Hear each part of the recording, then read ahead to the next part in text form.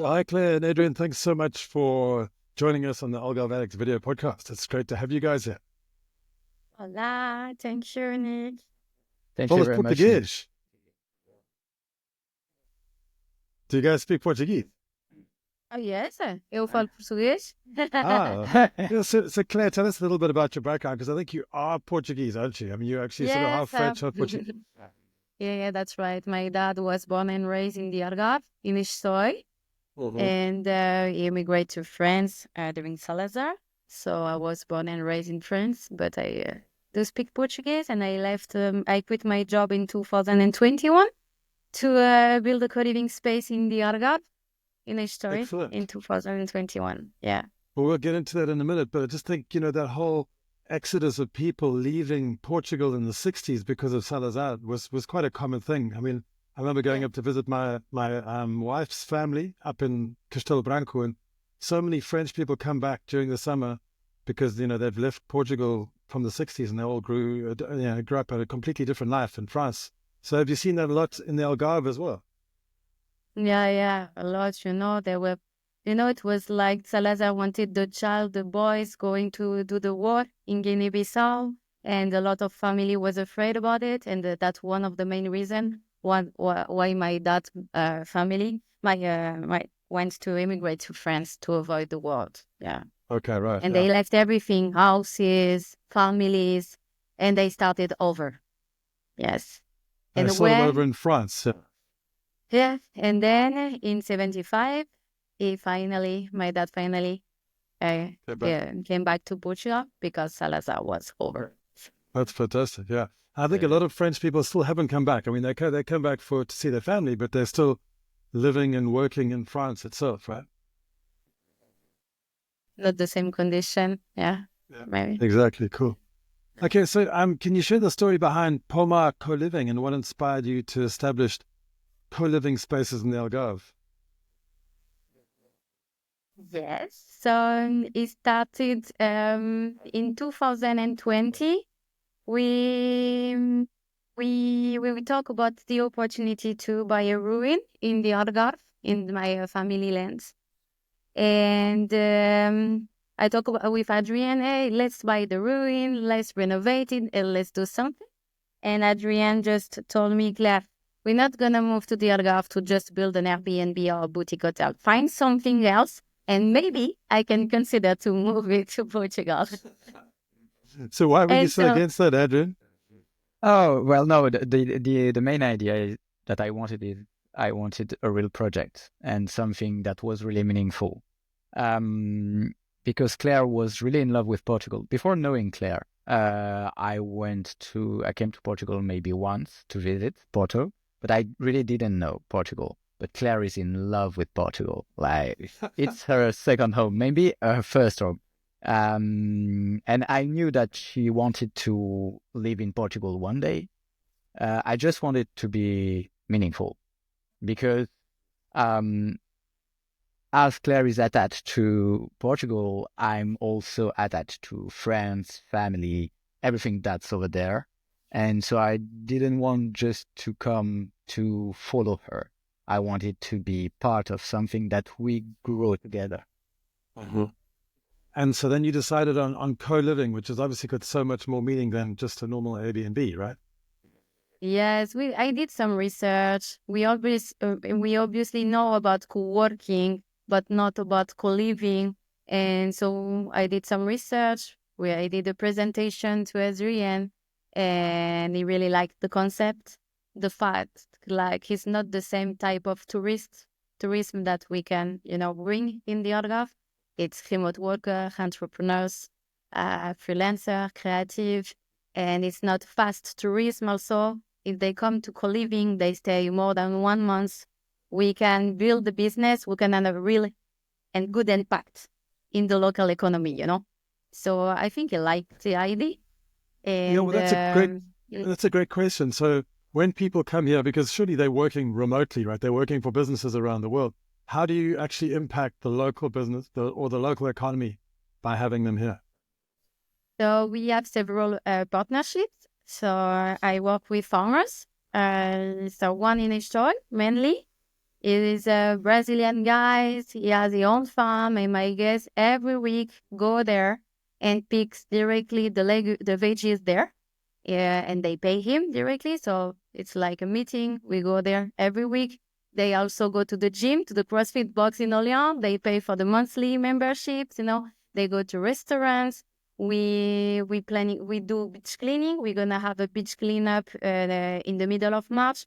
We try to be, really involved in the local economy, and also restaurants. In low season, everything is closed. A lot of Airbnbs, a lot of hotel, but we do stay open. It's our high season for us, and they can go outside, having dinner, breathe.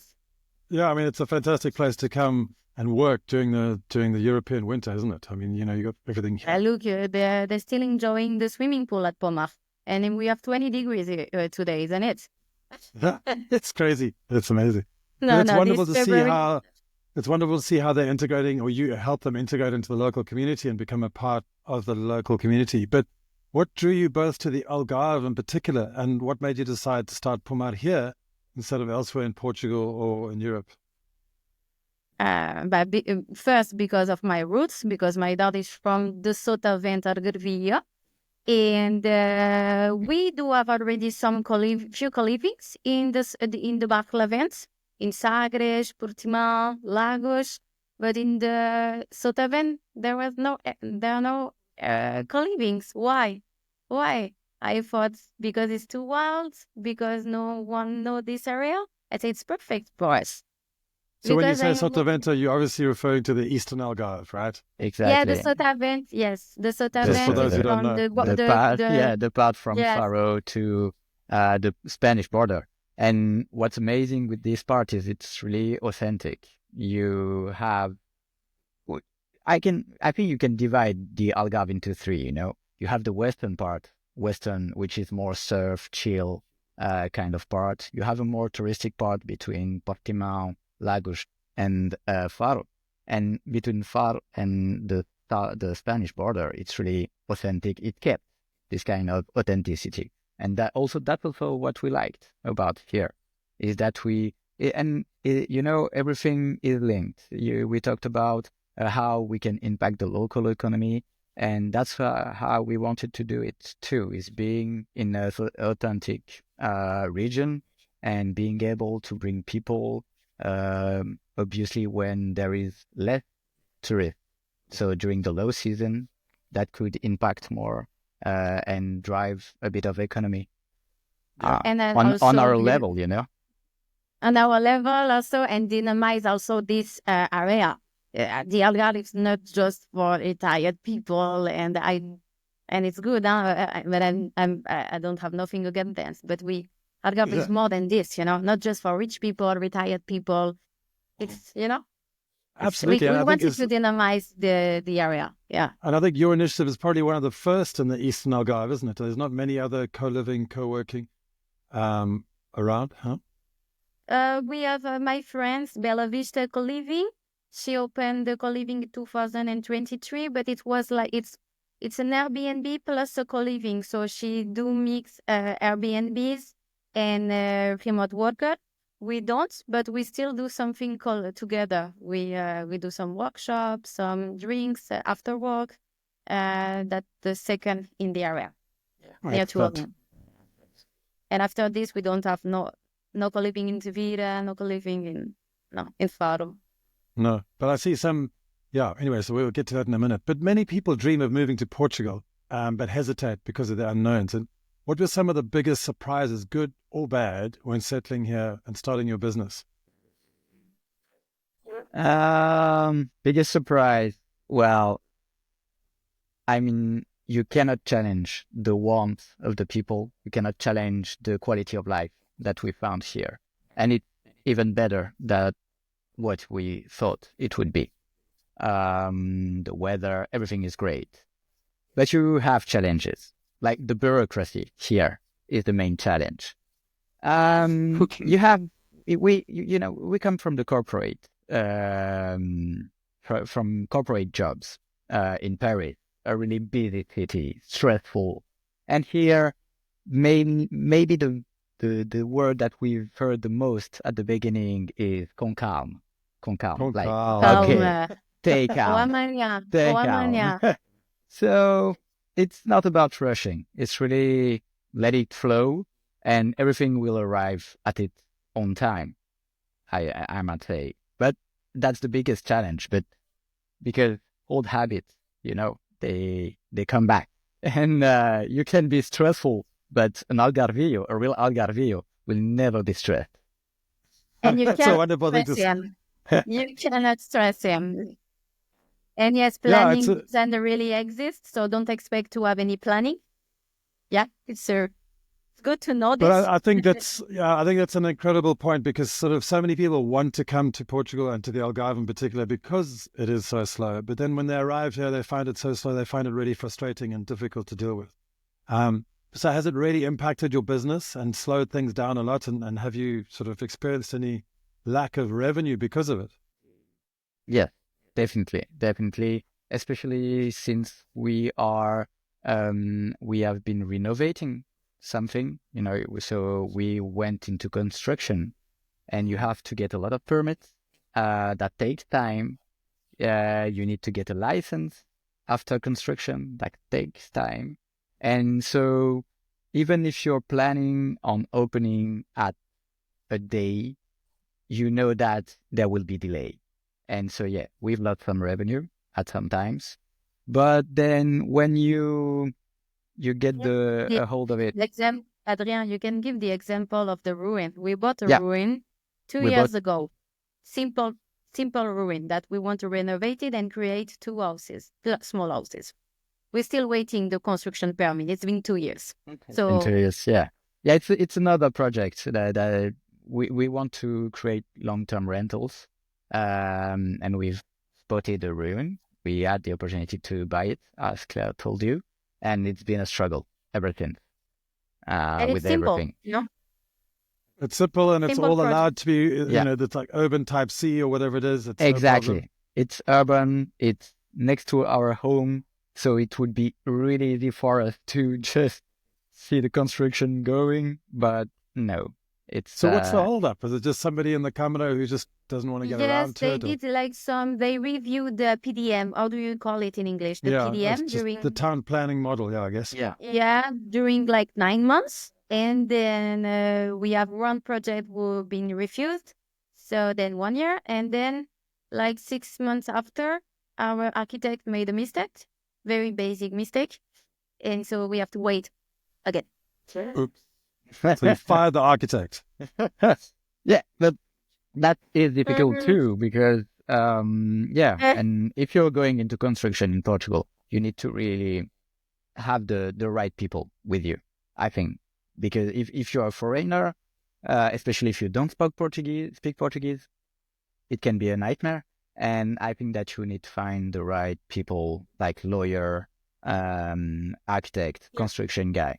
Otherwise, we've seen people coming and going because it was too difficult to settle here. Yes, we saw a lot. I don't know you, Nick, but we saw a lot of people who arrived in Portugal and then after 3 years, they left. Yeah, I've heard lots of stories about that as well, especially people trying to do too much. And I think, you've really got to absorb yourself into the community first before you even think about doing a project of this magnitude. But you, Claire, obviously you speak Portuguese. You've got Portuguese family, you've got Portuguese connections here. So it must have helped a lot, right? Yes. I didn't have any problem to bring my family here, thanks to this, because I have the double nationality, French and Portuguese. It was not complicated for my daughter because she's Portuguese too. And for Hadrien, it was quite simple to get you to get you the NIF. Yeah, exactly. Yeah. Okay, let's talk a little bit about co-living and community.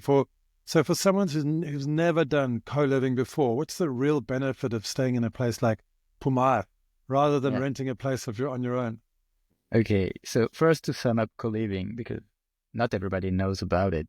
It's a service house dedicated to remote workers. So we host people from 2 weeks to 3 months who are coming into the Algarve to enjoy the quality of life and working remotely.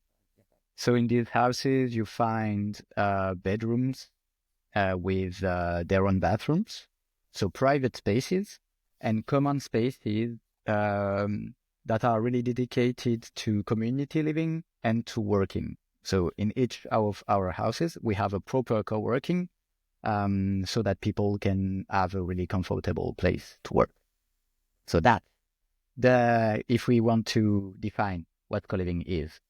And so the people who come to co-living, what they are looking for is community. Usually they travel alone, and They they are alone want, entrepreneurs. yeah, they are entrepreneurs, freelancers, working a lot. So they want to enjoy the quality of life, meet new people, and have this sense of community. But I think that seems a very, very big point because I know lots about the Lagos digital nomads, Portimao digital nomads, and also the Loft area, Lolé, Olhão, Faro, Tavira digital nomads, and it feels like a lot of people they want to strive to connect because they're all working on their own remotely. So coming together and living together for 2 weeks to 3 months, have you seen some really great connections take place? Yes, we have good story to tell. We have people who fall in love together at POMAR. We have love story. We've seen people launch businesses together, find a co-founder. Now they are friends or they visit different co-livings together. So it's like kind of friendships who last after they stay. And it's I suppose super it's nice to see. Yeah, it's definitely going to happen, isn't it? If you're working together in such a tight place. Have there ever been like sort of negative experiences where people just can't stand each other and they've got to get out? Actually not. And that's the great thing about it. But to come into our co-living, every new co-liver has to go into a call with Claire. It's some kind of a vetting process because we want to have people in our houses who can stand each other, so have the same values, we like the same things. I mean, we have really diverse people from a lot of nationalities, but we try to find people who share the same values and that will fit. So, and that's a great thing. We didn't get any bad experiences. The only bad experiences that we could have is that, as we told you a bit earlier, it's a really authentic part of Algarve and a bit remote too. So sometimes it's a bit too remote for the people who are coming. And in 3 years, we had 2 people who found that this part of Algarve was a bit too much remote for them. So they wanted to get out and see the city a little bit more. Exactly. And that's why we've opened POMAR in the City, which is our pop-up co-living, so that people could come and enjoy the Algarve, but in a city center. So how does it work? You got this pop-up co-living and you have POMAR. It's outside of Olhão, right? Yeah, it's in Estoy. We've moved the location. You visit my first co-living place. Now correct. Yeah. We're going to close this one. We're going to create a long-term apartment there. And now we're scaling our business and we're going to work only with high-end property. We have beautiful houses in the mountain of Estoy. And this is our home base, open to September till end of June every year. And the pop-up co-living, but we were looking for a co-living in the city. We reached out some boutique hotel who were closed during winter. And one, Casa Rosa, replied to us and said they wanted to partner with us. But I wasn't sure, but we weren't sure about the setting of the house because, it's designed to be a boutique hotel, not a co-living. So we thought with Hadrien, let's try a pop-up co-living just for 1 month. And test the co-living. It's what we did this February. So we had 2 co-living open in the winter, and we were fully booked. So it was a big challenge, and that we achieved because I think it's the hardest month, February, and it was we were quite happy to. Fantastic. Yeah. And we're gonna have one place in the city open only in winter for next year. Maybe it's from December till March. So how does a pop-up work, though? I mean, as opposed to the normal co-living in the hills? Pop-up co-living is our home base is open during 8 months, and pop-up co-living is just during 1, 2, or 3 months. We try to find a nice venue. A real Casa Rosa is this really nice boutique hotel in the center of Olhão. And that's the kind of accommodation that we want to find to create small experiences in really nice accommodations. So that's our pop-up co-living experience that we want to create. But Yes. yeah, in the end, what we want to do, we want to stay small, and we want to have maybe 2 or 3 different experiences so that people can find what they want to enjoy. The one in Nacera, the one in Stoi is really remote. It's in the mount of Stoi, so in the small mountains above Stoi, and it's in the nature. And we want to have one co-living in the city, and we are scouting for a new location to open one near the beach. Excellent. Looking forward. So it's definitely growing. You say you want to keep small, but it feels like it's growing a lot. Yeah. Three property, 3 co-living max. 3 Properties properties max. max. Okay, Yeah, cool. that's the max. We really want to stay community oriented, and I still want to be in supervise the co-living. And I know that we have to keep it like small. For I'm this. talking about community orientation. I know that you work a lot with Loft, the digital nomad people, Florencia, Lole, Olhão, Faro, and Tavira. So how does that work when you're working with them? And you do lots of combined events with them? And how does I that work? used to work at the beginning a lot with Loft, but after I have to step back a bit because we were scaling POMAR, and it took me a lot of time with my own community, POMAR.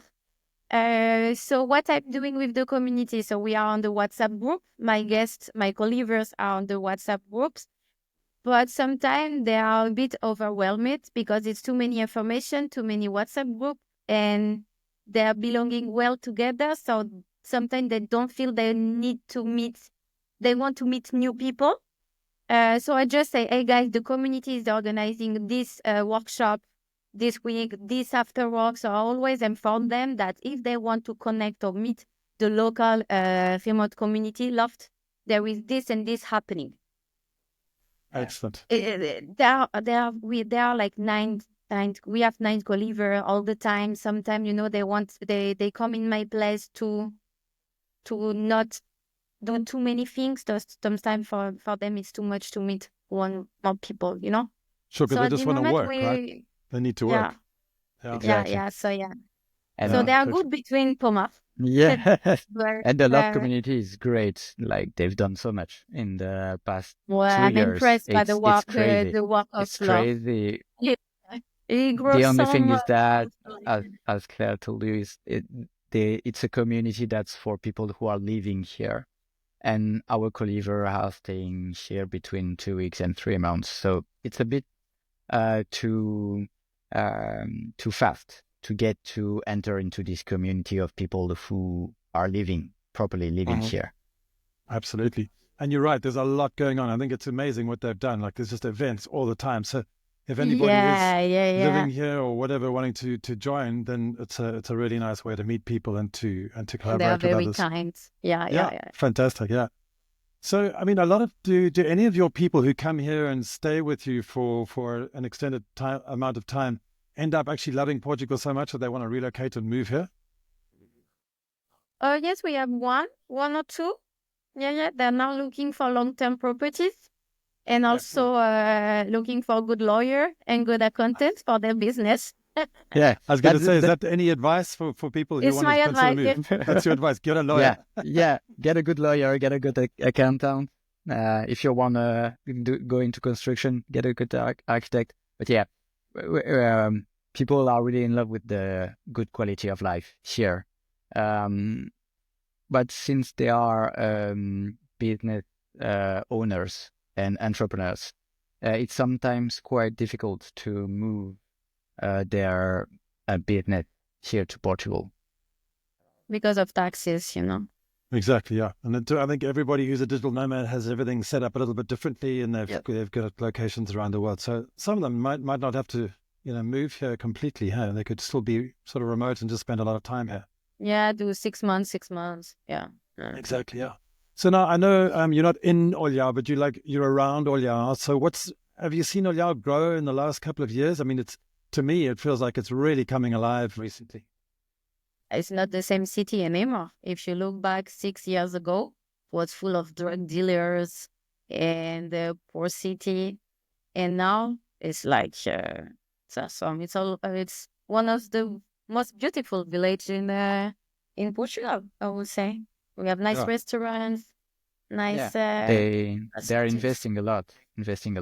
You can see that really they are constructing a lot of accommodations, and I think that they are planning to invest on great things that are coming.